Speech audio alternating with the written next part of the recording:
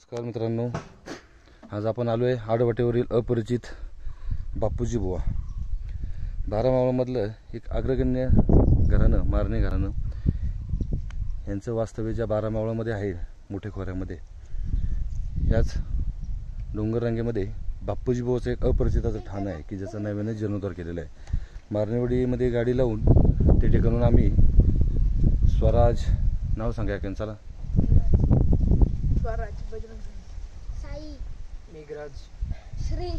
सर्व मंडळी, माझी मेवण्याची मुलं आणि काही साडूंची मुलं, आम्ही असे 7 जण, साधारणतः 2 किलोमीटरचं अंतर आहे आणि एक छोटीशी सिंहगडच्या अर्ध्यापर्यंत जाईन अशी चढाई करत माथ्यावरती आलो. माथ्यावरती आल्यानंतर हे नवीन जीर्णोद्धार केलेलं बापूजीवाचं मंदिर आपल्याला या ठिकाणी पाहायला मिळतं.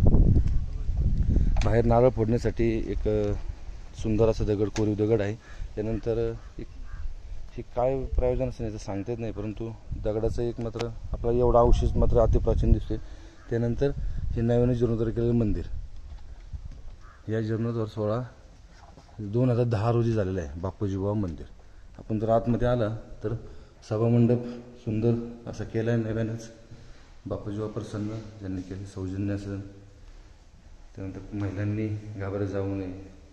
आणि आपण आता या ठिकाणी तांदळा प्रकारातली ही बापूजी बुवाची सुंदर अशी मूर्ती पाहतोय की 3 शेंदूर लावलेल्या त्या मूर्त्या आहेत, तांदळा प्रकारातली आहे. ती अतिप्राचीन असं देवाचं ठाण आहे. पत्र्याचं शेड ज्याला केले मागच्या बाजूने, आणि इथं बोरवेल सुद्धा आहे. ह्या वाटेन मारणेवाडीतून येताना शेतातून ज्यावेळेस येतो त्यावेळेस एक अतिप्राचीन अशी बांधीव विहीर आपल्याला पाहायला मिळते. साधारणतः 8 फूट, आता ती गाडलेली आहे परंतु गोलाकारण ती 8 फूट आहे, चांगली बांधीव आहे ती. तिचे फोटो आहेत. ओके. आणि आता ह्या बाजूला साई काय वाळा तिकडे, तिथं जेवण करायचं आणि मागं कशाचं मंदिर, वाघ जायचं, तेवढं 2च मंदिर आहे ना. अशा रीतीनं आडवाटेवरील ही एक भटकंती. लवासाला जाताना मोठ्या घाटामध्ये जर तुम्ही गाड्या लावल्यात तर साधारण अर्ध्या तासामध्ये तुम्ही या बापूजीवाच्या मंदिरापर्यंत येऊ शकता. एक सुंदर असं अतिप्राचीन एक ठिकाण पाहायला म्हणजे तिथे काही कोरीव दगडी त्या सुद्धा आपण पाहूयात. अशा प्रकारे ही आजची भटकंती 24 मार्च 2022. छत्रपती शिवाजी महाराज की जय, भवानी.